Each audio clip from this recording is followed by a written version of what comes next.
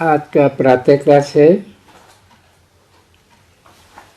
24 नवंबर 1966। Record चला है तुम्हें पाके हमने जहां पा लिया है। ओम शांति।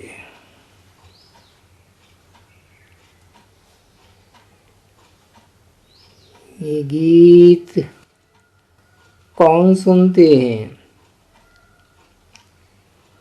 बच्चे सुनते हैं।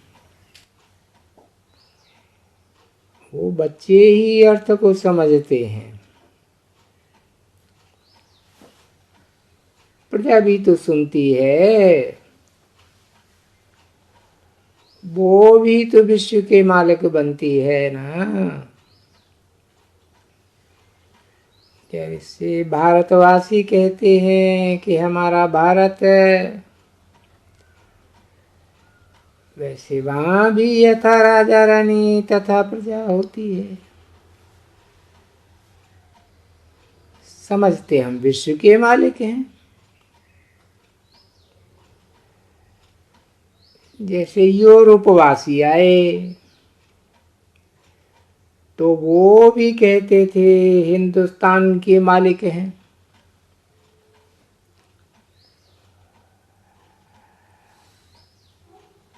अब हिंदुस्तानी कोई ऐसे नहीं कहेंगे कि हम हिंदुस्तान के मालिक हैं।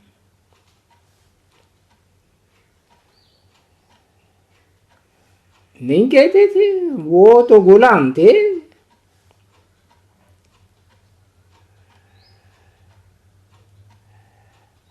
राजाई तो उनकी थी ना। क्रिश्चियन लोग कहते थे भारत हमारा है, भारत पर हमारा राज्य है।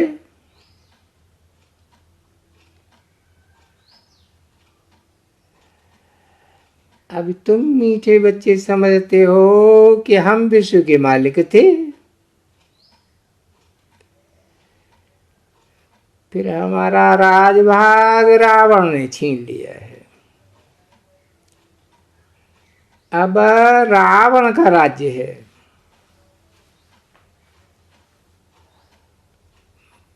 परंतु ये पराया राज्य है। गाया भी जाता है दूर देश का रहने वाला आया देश पर आए।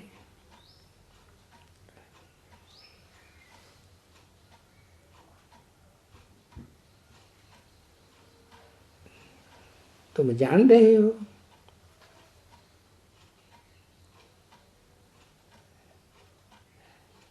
तुम कोई के लिए लड़ते नहीं हो, अपने लिए ही तुम सब कुछ करते हो।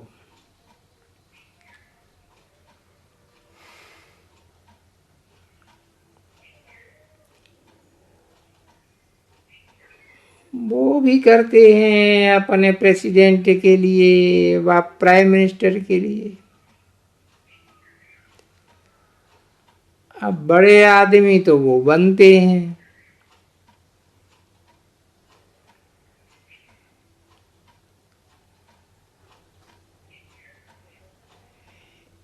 इनका तो राज्य समझते हैं अच्छी रीति है।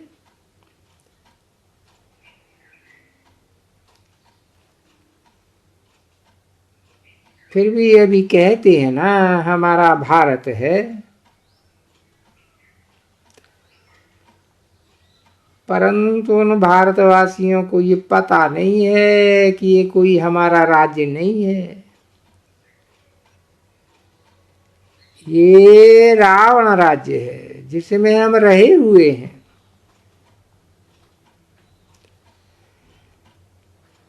राम राज्य में ऐसे नहीं कहेंगे कि अपना है और ये पराया है। अभी भारत पर रावण का पूरा राज्य है। राम का राज्य था वो देवताओं का राज्य था, अभी नहीं है। अब तुम बच्चे जानते हो, हम फिर 5000 वर्ष के बाद अपना राज्य भाग ले रहे हैं। किससे ले रहे हैं? बाप से ले रहे हैं। राम अक्षर कहने से मनुष्य मुझते हैं,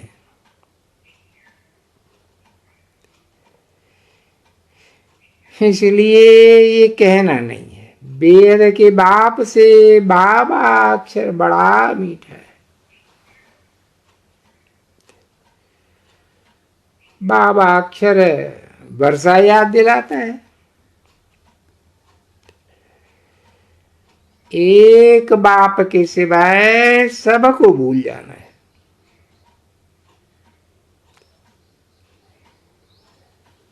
हम आत्मा से, बाबा से अपना वर्षा ले रहे हैं।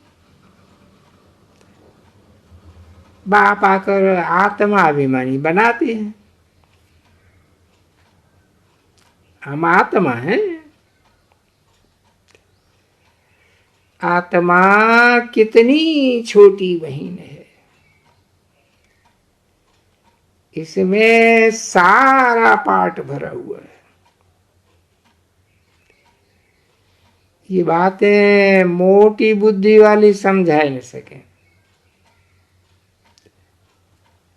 बाप से हम वर्षा ले रहे हैं, है बहुत सहज बात, परंतु माया ऐसी है जो कि भुलाए देती है। इसीलिए तुम बच्चों को मेहनत करनी पड़ती है। इसमें कोई बखेड़ा आदि की बात नहीं है, ना ही कोई ड्रिल आदि सीखनी होती है।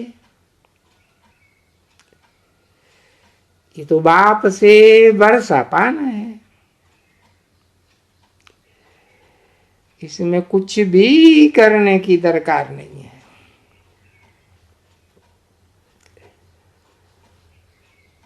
यहाँ कोई शास्त्र आदि भी लाने की दरकार नहीं है। सिर्फ बाप जो सुनाते हैं वो धारण करनी है। बाबा से हम अपना राज भाग ले रहे हैं। अभी जाना है अपने घर। जैसे नाटक के एक्टर्स पार्ट बजाए फिर कपड़े बदली करके अपने घर चले जाते हैं। अब तुमको तो नंगे जाना है। बुद्धि में ये हो कि अब ये नाटक पूरा होता है। हम हर 5000 वर्ष के बाद ये पार्ट बजाते हैं। आधा कल्प राज्य करते हैं, फिर आधा कल्प गुलाम बन जाते हैं। अभी प्रकृति के दास बन गए हैं ना। बच्चों को कोई जास्ती तकलीफ नहीं देते हैं। बुद्धि में सिर्फ ये याद रहना चाहिए, पुरुषार्थ करके जितना हो सके ये भूलना नहीं चाहिए। अभी नाटक पूरा होता है, बाकी थोड़ा समय है, हमको जाना है। ऐसे ऐसे अपने साथ बातें करनी होती है। पावन बन करके वापस जाना है। हर एक बच्चा समझ सकता है कि मैं बाप को कितना याद करता हूं। बल कोई चार्ट लिखते नहीं है, परंतु बुद्धि में तो रहता है ना। रात को बुद्धि चलाना चाहिए कि हमने सारे दिन में क्या किया। जैसे रात को संभालते हैं ना व्यापारी लोग, ये भी व्यापार है। रात को सोते समय जांच करनी चाहिए सारे दिन के लिए बाप को कितना याद किया और कितनों को बाप का परिचय दिया। जो होशियार होते हैं उनका धंधा भी अच्छा चलता है, जो बुद्धू होंगे तो उनका धंधा भी वैसा ही चलेगा। ये तो है अपनी कमाई करना। बाप सिर्फ कहते हैं मुझे याद करो और चक्र को याद करो तो चक्रवर्ती राजा बनेंगे। कितनी सहज बात है, इसमें टू मच कोई आशाएं भी नहीं होनी चाहिए। गरीब लोग जो गांवों के रहने वाले होते हैं उनको आशाएं कम रहती हैं, साहूकारों को तो आशाएं बहुत रहती हैं। गरीब तो शहर में आए इतने फैशन आदि देखते ही नहीं है जो आशाएं वृद्धि को पाए। वो तो अपनी गरीबी में ही सुखी रहते हैं, अपने रोटले खाने पर ही हिल जाते हैं। समझते हैं कि हमको तो बहुत खाना है, थोड़ा अच्छे शहर में रहेंगे तो देखेंगे तो फिर आशा होगी ये लेवे वो लेवे। बाहर वालों में तमन्ना कम रहती है, साहूकारों में तो ढेर तमन्नाएं रहती, ये भी चाहिए वो भी चाहिए। मित्र संबंधियों आदि को ही तंग कर देंगे। गरीब अपने में ही खुश रहते। बाबा अनुभवी तो है ना, तो ऐसे ऐसे गरीबों पर भी रहम खाना चाहिए। गरीब देखेंगे इतने बड़े आदमी भी ये ज्ञान सुनते हैं तो हम भी सुनेंगे। चित्र तो बाबा बहुत बनवाते रहते हैं। कोई कहते हैं बाबा हमको सर्विस पर भेज दो,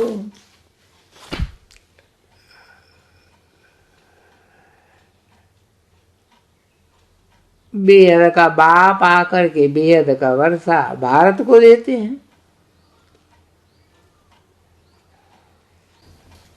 24/11/1966 की प्रातः क्लास का दूसरा पेज।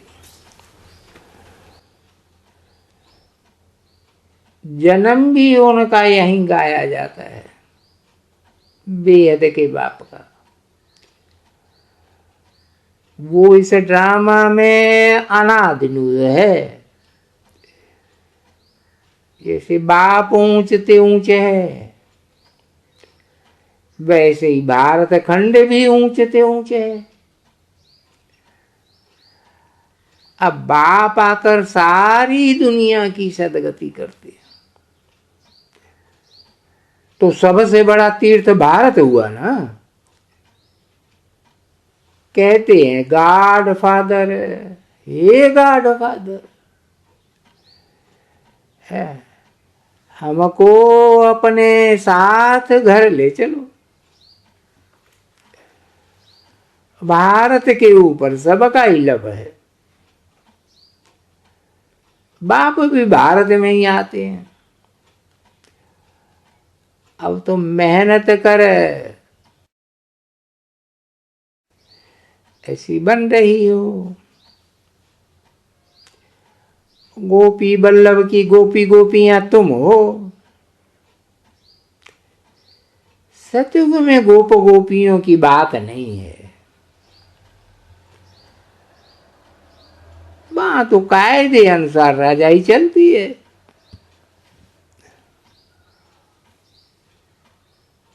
परंतु चरित्र कृष्ण के हैं नहीं, चरित्र सिर्फ एक बाप के। ये उनका चरित्र कितना बड़ा है, सारी पतित दुनिया को पावन बनाते हैं। कितनी चतुराई है। इस समय सब मनुष्य मात्र अजामिल जैसे हैं। सरकार समझती है ये साधु आज भ्रष्टाचारी से शिष्टाचारी बनावेंगे। बाप कहते हैं इनों का भी उद्धार मुझे करना है। जैसे तुम एक्टर्स हो वैसे ही बाप भी एक्टर है। तुम 84 चक्र का चक्कर लगाते हो, वो बाप भी क्रिएटर है, डायरेक्टर और मुख्य एक्टर है, करण करावनहार है। क्या करते हैं? पतितों को पावन बनाते हैं। बाप कहते हैं तुम मुझे बुलाते हो आकर हमें पावन बनाओ, तो मैं भी इस पार्ट में बांधा हुआ हूं। ऐसे कोई ना कह सके ये क्यों बना, कब बना। ये तो अनादि बना बनाया ड्रामा है। इनका आदि मध्य और अंत है, प्रलय तो होती नहीं है। आत्मा अविनाशी है, कभी विनाश नहीं हो सकती। इनको पार्ट भी अविनाशी मिला हुआ है। 550 करोड़ आत्माओं का ये पार्ट है। ये बेहद का ड्रामा है ना। नटसेल में बाप साहब बैठ करके समझाते हैं कि ड्रामा का पार्ट कैसे चलता है, बाकी ऐसे नहीं। परमात्मा है तो मुर्दे को जिंदा कर देंगे। ये अंधश्रद्धा की बातें यहां नहीं है। मुझे तो पुकारते ही हैं कि हे पतित पावन आओ, आ करके हमको पतित से पावन बनाओ। सो तो बरोबर आते हैं ना। गीता है सर्वशास्त्रमयी शिरोमणि, भगवान ने गीता सुनाई है। अच्छा, सहज राजयोग कब सिखाया ये अब तुम जानते हो। बाबा आते ही हैं कल्प के संगम युग पर, जब आकर के पावन दुनिया नई राजधानी स्थापन करते हैं। सतयुग में तो नहीं स्थापन करेंगे ना, वहां तो है ही पावन दुनिया। कल्प के संगम युग पर ही ये कुंभ का मेला लगता है। वो कुंभ का मेला 12 वर्ष के बाद लगता है। ये बड़ा कुंभ 5000 वर्ष के बाद लगता है, और ये 50 वर्ष चलता है और चलता ही रहता है। ऐसा कब सुना क्या? जो कोई 50 वर्ष मेला चले।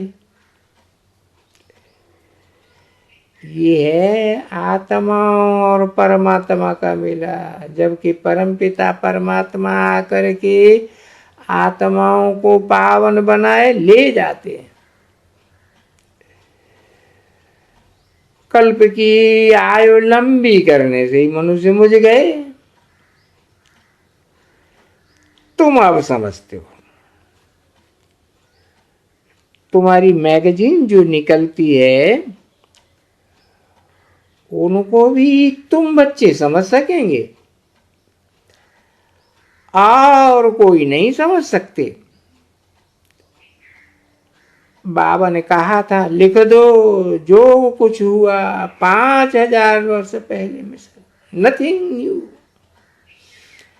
5000 वर्ष पहले हुआ था जो अब रिपीट होता है।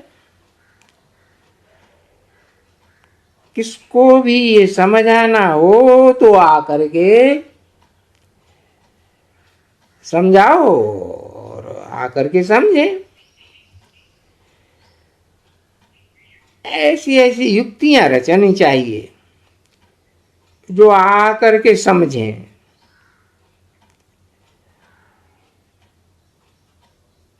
ये भी युक्ति रचनी चाहिए कि हम अखबार में क्या डालें।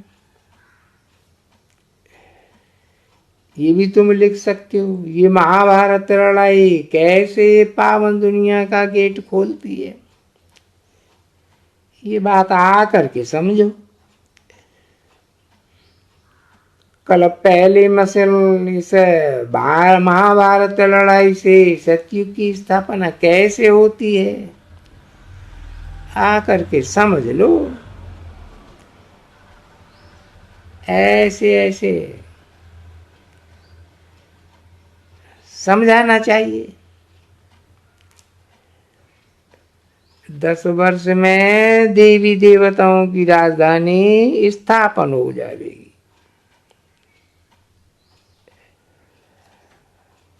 गॉडफादर से बर्थराइट लेना हो तो आकर लो। ऐसे ऐसे अंदर विचार सागर मंथन करना चाहिए। वो लोग स्टोरी आदि बनाते हैं, वो भी उन्हों का ड्रामा में नूंद है जो पार्ट बजाते रहते हैं। व्यास ने भी ड्रामा प्लान अनुसार ये शास्त्र आदि बनाए हैं। उनको पार्ट ही ऐसा मिला हुआ है। अब तुम ड्रामा को समझ गए हो, अब फिर वही ड्रामा रिपीट होगा। अब तुम आए फिर से ये ज्ञान सुनते हो सो देवी देवता बनने के लिए। तुम जानते हो फिर से ये लक्ष्मी नारायण का राज्य होगा। बाकी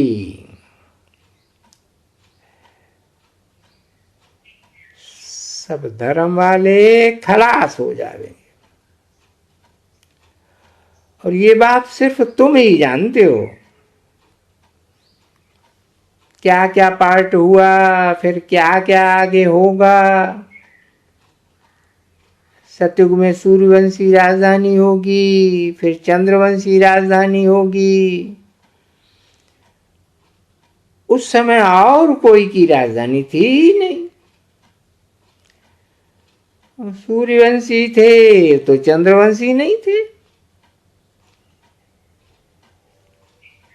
फिर चंद्रवंशियों के बाद इस्लाम धर्म हुआ। बौद्ध ही नहीं थे। ये सब बाद में वृद्धि होती जाती है। ये बातें तुम बच्चों के सिवाय किसी की बुद्धि में नहीं है। पैराडाइज लक्ष्मी नारायण की राजधानी कोई कहा जाता है, राम राज्य को भी नहीं। सतयुग में 16 कला संपूर्ण, फिर कला कम होती जाती है।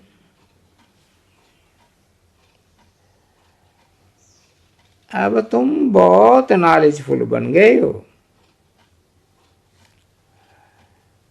बाबा तुमको आप समान नॉलेजफुल पीसफुल बनाते हैं। तुम जानते हो आधा कल्प हम पीसफुल रहेंगे, फिर तुम कोई प्रकार की अशांति नहीं भोगेंगे। वहां बच्चे कब रोते भी नहीं है, सदैव मुस्कुराते रहेंगे। यहां भी तुमको रोना नहीं है।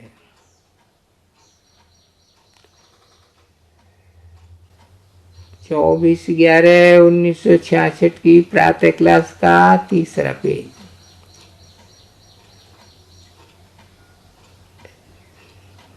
दूसरी तीसरी लाइन गायन भी है। अम्मा मरे तो भी हलवा खाओ, नहीं तो जिन रोया तिन खोया।